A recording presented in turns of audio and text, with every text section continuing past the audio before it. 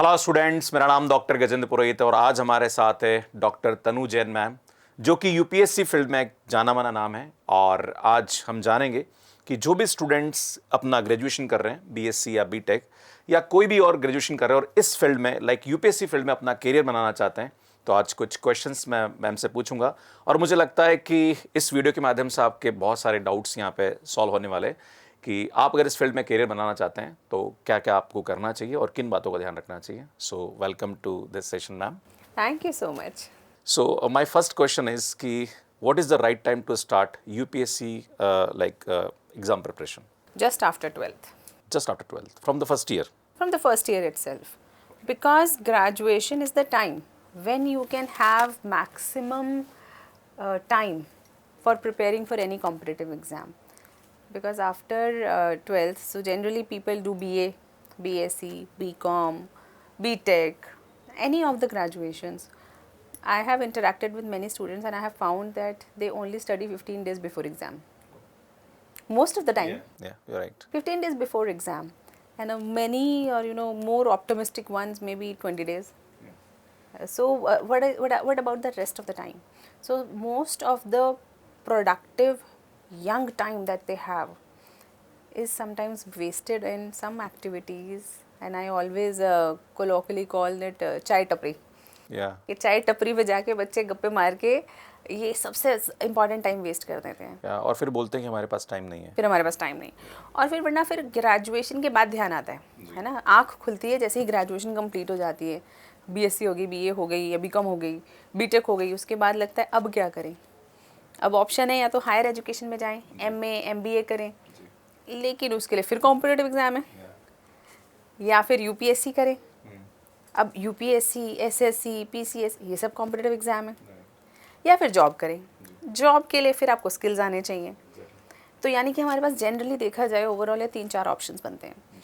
तो जो भी ऑप्शन बने, अगर आप ग्रेजुएशन के दौरान तैयार नहीं हैं तो फिर आप ड्रॉप लेते हैं। फिर बच्चे क्या करते हैं, 1 साल 2 साल यूपीएससी की ट्रेनिंग लेने के लिए, कोचिंग लेने के लिए राजेंद्र नगर आते हैं, 2 साल पहले कोचिंग लेते हैं, फिर 1 साल की जर्नी है उसे करते हैं, फिर पहले अटेम्प्ट में अगर नहीं हुआ तो दूसरा तीसरा अटेम्प्ट। द आइडिया इज़ कि ये जो आपका टाइम था आपने ग्रेजुएशन में यूज़ कर लिया ना। एग्जैक्टली। और एक्चुअली मैम एक और चीज़ देखिए, लाइक मैं अलग अलग कॉलेज में जा रहा हूँ, आप भी जाती हैं, तो लाइक नज़र आता है कि स्टूडेंट्स का ये है कि एग्ज़ाम पास करना है, उसको सब्जेक्ट के लिए कोई मतलब नहीं। जैसे मैं भी मैथ्स पढ़ाता हूँ, तो मैथ्स को इसलिए रखा गया करिकुलम में कि उसकी प्रॉब्लम सॉल्विंग स्किल डेवलप हो, राइट। बट स्टूडेंट्स का ये होता है कि एग्ज़ाम से पहले उसको 2 दिन पहले यूट्यूब से पढ़ लेना एंड देन उसको एग्ज़ाम पास कर लेना। सो और उसको जो प्रोडक्टिव टाइम होता है वो कहीं ना कहीं ख़राब कर रहा होता है। मैम नेक्स्ट क्वेश्चन मेरा ये है कि बहुत सारे बच्चों को एक मिसकंसेप्शन भी रहता है, या हो सकता है कि इस एग्ज़ाम के बारे में इतनी ज़्यादा इन्फॉर्मेशन नहीं है, तो क्या यूपीएससी को स्टूडेंट्स अगर प्रिपेयर कर रहा है तो उसके पास कोई बैकअप ऑप्शन होना चाहिए, या वो खाली फोकस्ड होकर अगर इस चीज़ को करे तो देन वो कर सकता है? बिल्कुल होना चाहिए। और मैं हमेशा बोलती हूँ कि स्मार्ट व्यक्ति वो है जिसके पास ऑप्शन बी, सी, डी, ई, एफ, बहुत सारी ऑप्शंस होनी चाहिए। व्हेन आई से बहुत सारी ऑप्शंस होनी चाहिए। आपका मेन फोकस अगर यूपीएससी है, आप यूपीएससी करो, लेकिन साथ में आप एक चीज़ अपना as a fallback option रखना चाहिए। इसीलिए मैं तथास्तु में भी जब हम लोगों ने स्टार्ट किया था तो ओवरऑल कंसेप्शन ऑफ तथास्तु हुआ ही सिर्फ इसलिए था कि डिग्री के साथ होनी चाहिए कॉम्पिटिटिव एग्ज़ाम की तैयारी। तो BA plus UPSC, MBA plus UPSC, MA plus UPSC यहाँ पे हम ऑफ़र करते हैं।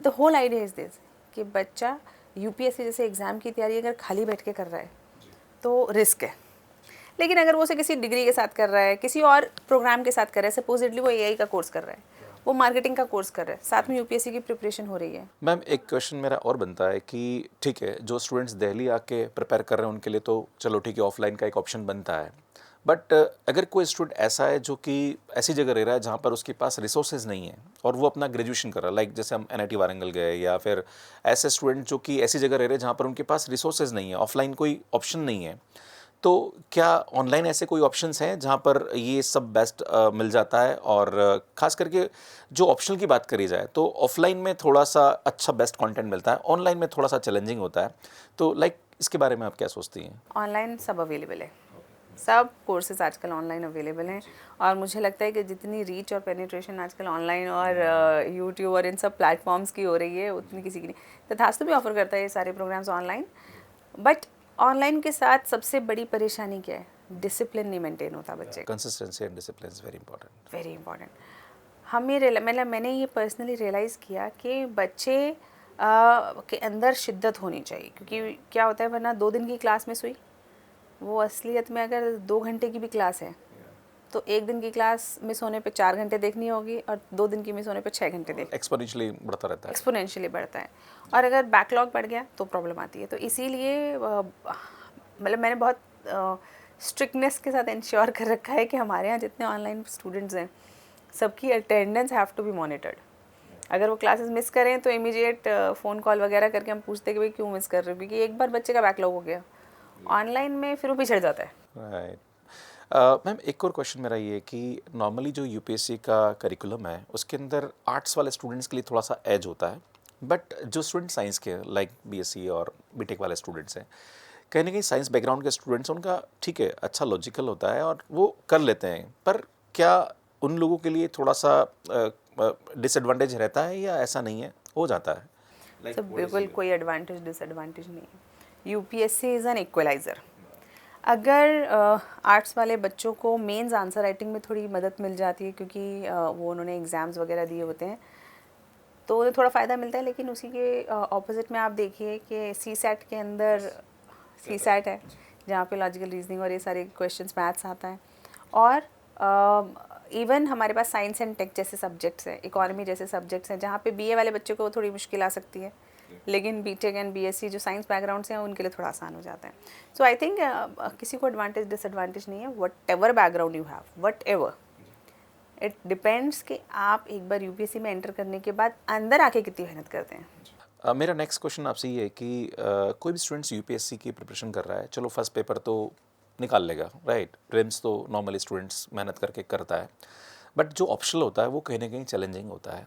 तो like what is your advice to the science student कि उनके लिए ऑप्शनल कौन सा ऐसा बेस्ट है जो कि उनको चूज़ करना चाहिए? साइंस बैकग्राउंड का तो ठीक है कि वो साइंस के तो उन जानते हैं, बट ऐसा कोई नॉन साइंस सब्जेक्ट जो कि वो चूज़ करे कि हाँ उसके लिए अच्छा ऑप्शन है और वो उसको कर सकता है। साइंस वाले बच्चे जनरली जो बॉटनी या जूलॉजी से अपनी बीएससी करते हैं, कुछ बच्चे अपने वो वाले पेरेंट सब्जेक्ट भी ले लेते हैं क्योंकि वो अवेलेबल है यूपीएससी में एज एन ऑप्शनल।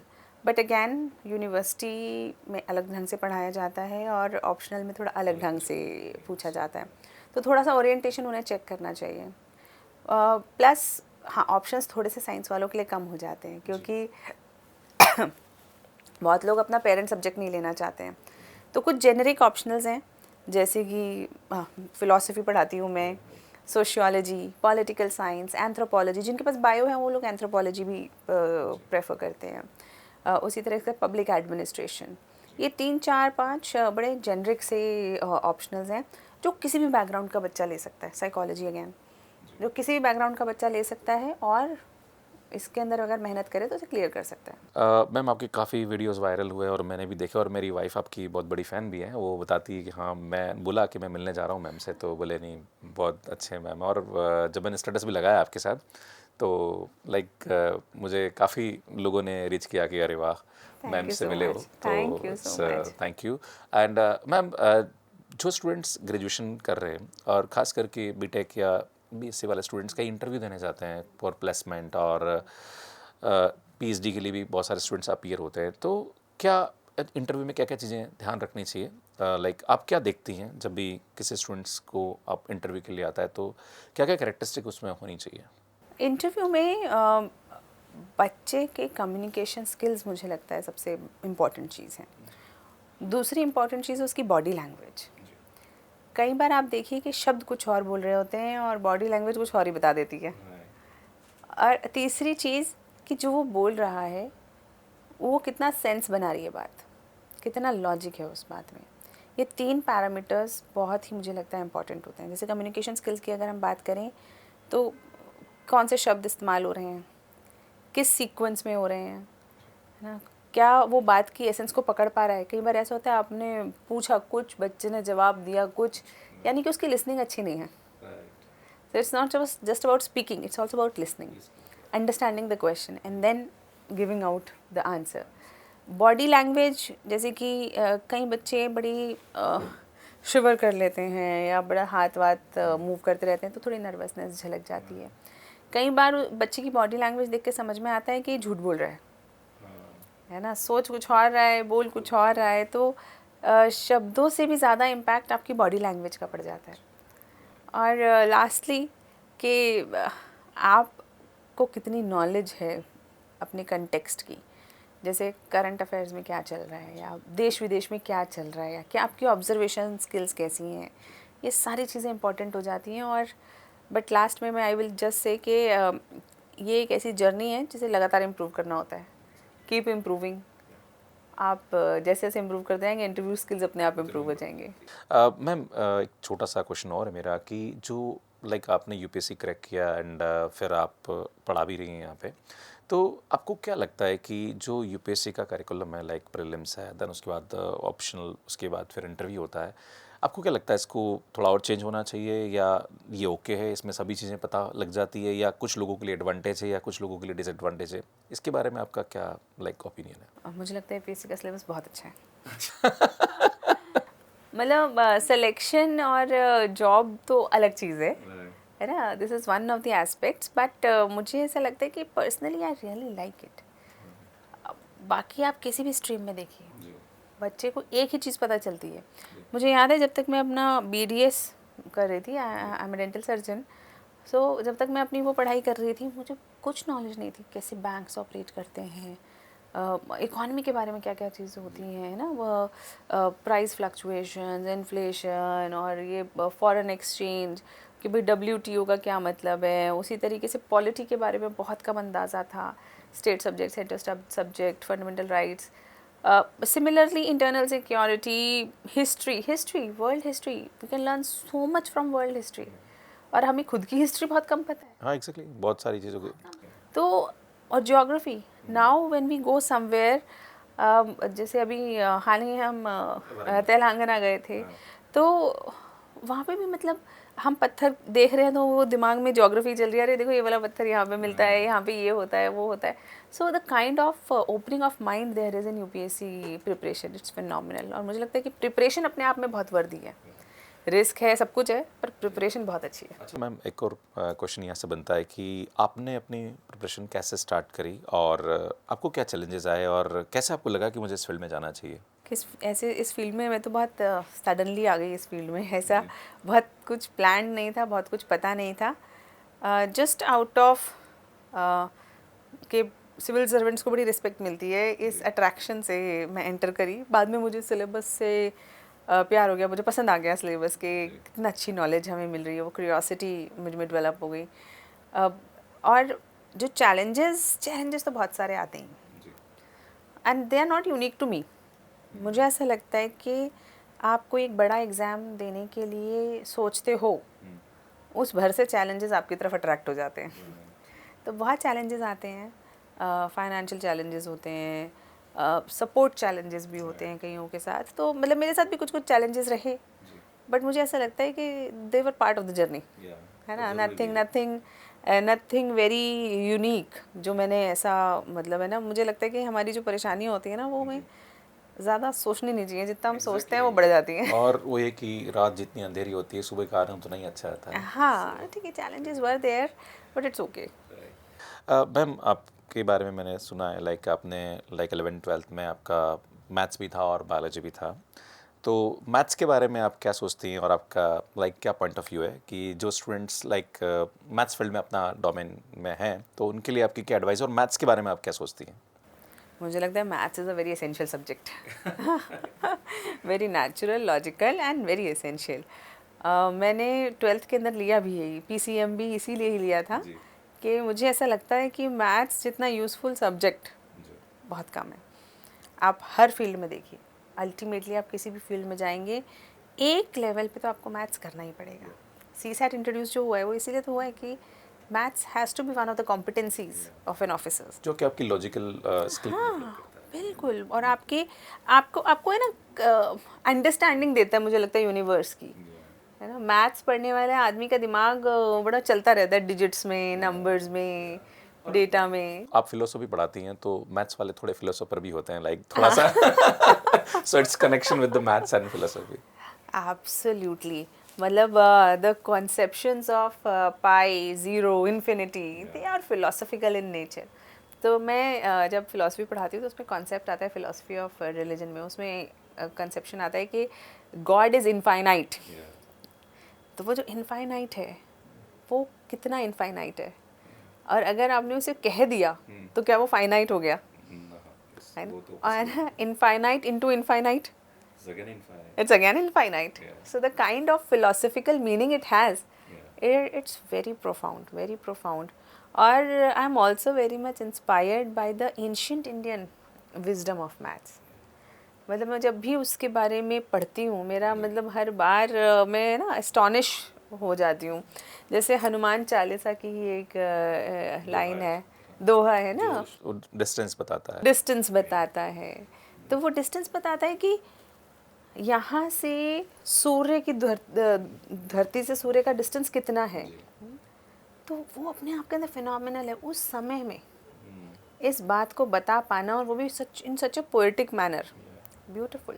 उसी तरह सूर्य सिद्धांत है, पाई की वैल्यू बता देता है अप्रॉक्सीमेशन में। वो हम लोगों को ट्रिग्नोमेट्री के कितने सारे प्रिंसिपल्स वहाँ से हम लोगों ने डिराइव करे हैं। इतनी सारी चीज़ें, वैदिक मैथ्स। बस ये है कि हम लोग उसको अभी उतना अप्रिशिएट नहीं कर पाए।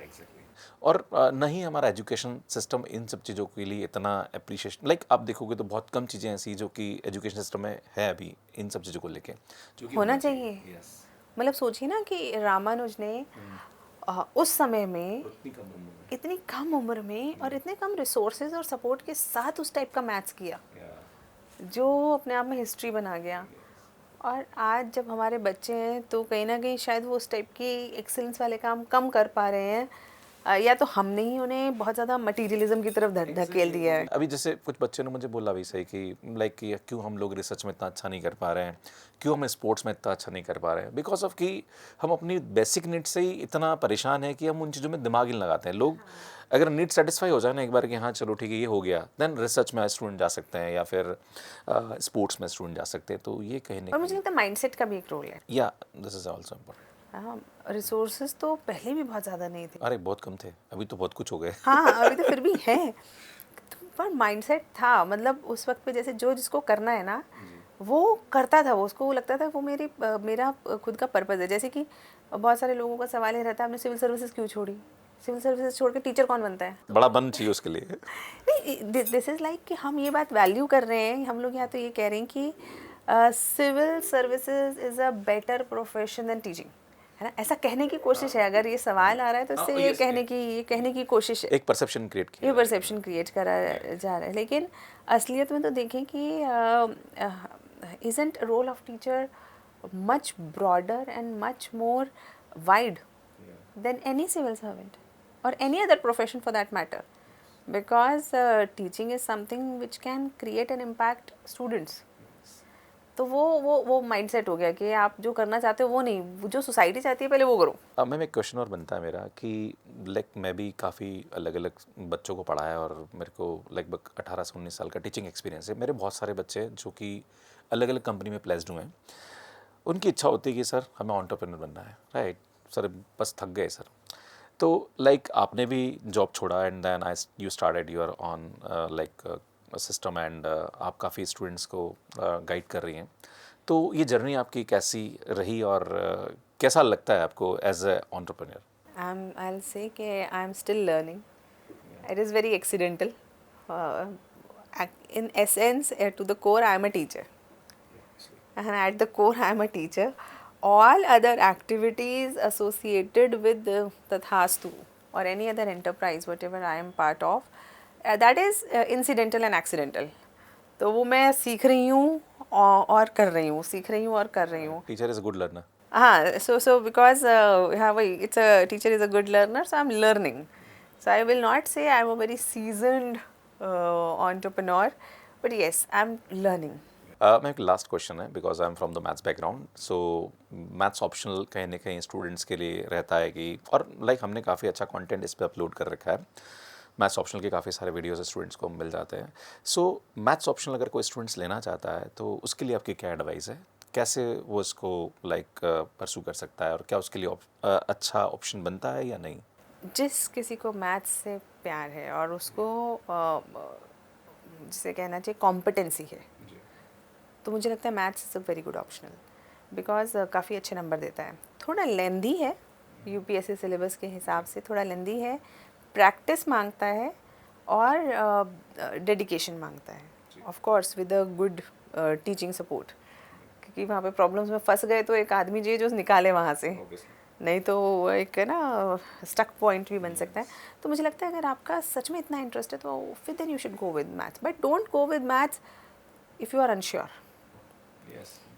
कुछ फील्ड्स ऐसी होती हैं जो पैशनेट फील्ड्स होती हैं, लाइक अपना खुद का इंटरेस्ट होता है उसके कि मुझे करना ही करना है। हाँ ये करना ही करना है, तो अगर आपके अंदर वो फीलिंग है ना तो वो करना ही करना वाला एक अपने आप से आ जाता है। जैसे जिसको मैथ्स पसंद होगा वो इंग्लिश लिटरेचर आप उसे कितना भी सजेस्ट करो, वो वो उसको ना उसको जमेगा ही नहीं। और इंग्लिश लिटरेचर वाला या हिंदी लिटरेचर वाला या किसी और भी वैसे यू नो आर्ट्स बैकग्राउंड वाले को आप कितना भी मैथ्स के लिए पुश करोगे बहुत, वो भी पॉसिबल है। So I think a level each candidate should जज for their own self, their competence level, their interest, and of course the support you have. So ma'am thank you so much, और बहुत अच्छा लगा आपसे बात करके। And students अगर आपके कोई भी क्वेश्चन है जो कि यूपीएससी से रिलेटेड है तो आप कमेंट बॉक्स में हमसे पूछ सकते हैं। मैं नेक्स्ट टाइम मैडम से फिर टाइम लूँगा और आपके क्वेश्चंस के आंसर्स देने की कोशिश करूँगा। Once again thank you so much ma'am for giving your precious time. Thank you so much.